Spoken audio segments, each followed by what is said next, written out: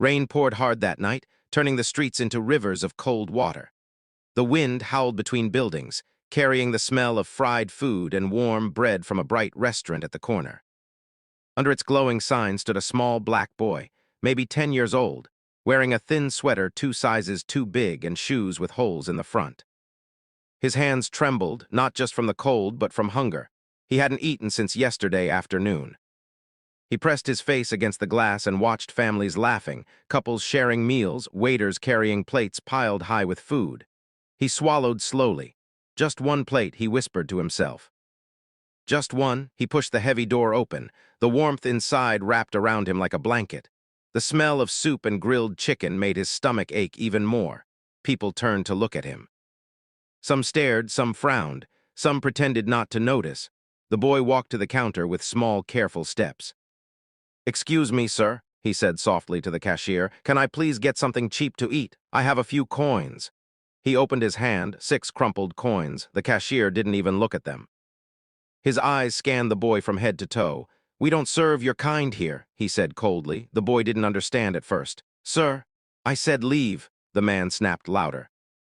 "This is a restaurant, not a shelter." People stared harder now. A woman whispered something to her husband. Someone laughed quietly. The boy's ears burned. "I'll clean tables, wash dishes, anything, please." The owner, a tall man in an expensive suit, walked over. "What's going on?" the cashier pointed. "He's begging." The owner looked at the boy for 2 seconds, then waved his hand like brushing away dust. "Throw him out." A waiter grabbed the boy's arm and pushed him toward the door.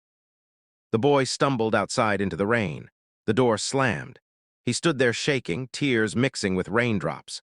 Through the glass he saw people eating, laughing, living lives far from his world. He turned slowly and walked away. That night he slept under a bridge. He wrapped his arms around himself and tried to ignore the cold. He thought about his mother, who used to sing to him before she died last year. He thought about his promise to her. "Always stay kind," she had said. "No matter how cruel the world becomes." He whispered into the dark. "I'm trying, Mama." Morning came gray and silent. At the restaurant, the owner arrived as usual. He drank his expensive coffee, checked profits, scolded staff. Then the phone rang. He picked it up lazily.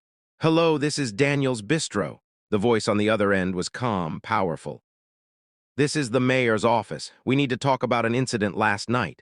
The owner sat straighter. "What incident?" "A child was refused service because of his race." "Witnesses recorded it." The owner laughed nervously. "That's nonsense." The voice didn't laugh back. "The video has already reached several news outlets. And the boy happens to be the grandson of someone very important."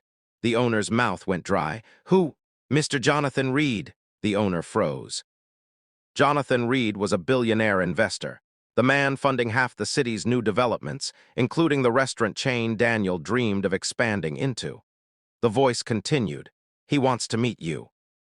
Today, the line went dead. The owner's hands shook.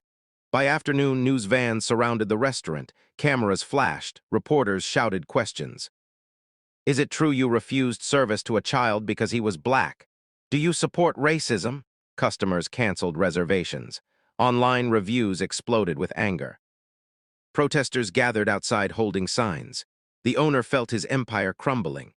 Meanwhile, the boy sat on a bench in a quiet park, holding a small sandwich given by an old woman earlier that morning. He ate slowly, saving half for later. A black car stopped nearby. A tall, elderly man stepped out, wearing a simple coat but carrying an aura of quiet power. He walked toward the boy gently. "Marcus," he said softly. The boy looked up, surprised. "Grandpa." He ran into the man's arms. Jonathan Reed hugged him tightly. "I'm sorry I wasn't there yesterday." Marcus shook his head. "It's okay. Mama said we forgive people." Jonathan Reed closed his eyes for a moment. Then he asked, "Do you want revenge?" Marcus thought carefully. "No," he said. "I just want them to know it hurt." That evening, the owner sat in a private office waiting. Jonathan Reed entered. He didn't shout. He didn't threaten. He simply placed his phone on the table and played the video. Marcus standing with coins, the cashier sneering, the owner saying, "Throw him out." Silence filled the room. The owner tried to speak, but no words came. Jonathan Reed said quietly, "You humiliated a hungry child." "I didn't know who he was," the owner said desperately. Jonathan Reed's eyes hardened. "Exactly. Another silence. Then he said, "You want to expand your restaurants across the country. You wanted my investment." The owner nodded weakly. Jonathan Reed stood up. "You'll never get it." He walked toward the door, then stopped. "But you can still change." The owner looked up. Jonathan Reed continued, "Tomorrow you will stand outside your restaurant and serve free meals to every hungry child. You will apologize publicly. And you will hire staff from communities you ignored." The owner swallowed. "And Marcus?" he asked. Jonathan Reed smiled slightly. "Marcus will be the first guest you serve." Next day, cameras returned. The owner stood outside holding a tray of hot food. Children lined up. Homeless families came. Volunteers helped. Marcus walked forward quietly. The owner knelt down. "I'm sorry," he said, tears in his eyes. "I judged you without knowing you. I hurt you. Can you forgive me?" Marcus remembered his mother's words. He nodded slowly. "I forgive you." The crowd clapped, but the real miracle didn't happen that day. It happened weeks later. The restaurant became famous not for racism, but for kindness. They created a rule: no child leaves hungry. Every night leftover food was packed and delivered to shelters. The owner sold his expensive car and funded scholarships. He visited schools and told his story honestly. "I almost destroyed my life because of hate," he would say. "Don't make my mistake." Marcus kept visiting sometimes. He would sit in his favorite corner booth, eating warm soup. One night he asked the owner, "Why did you change?" The owner looked at him quietly. "Because a hungry child forgave me." Years passed. Marcus grew up, studied hard, and became a lawyer fighting discrimination cases. One day he stood in court, defending another child who had been treated unfairly. Outside the courtroom, reporters asked him, "Why do you do this?" Marcus smiled. "Because once I was hungry." And someone finally chose kindness.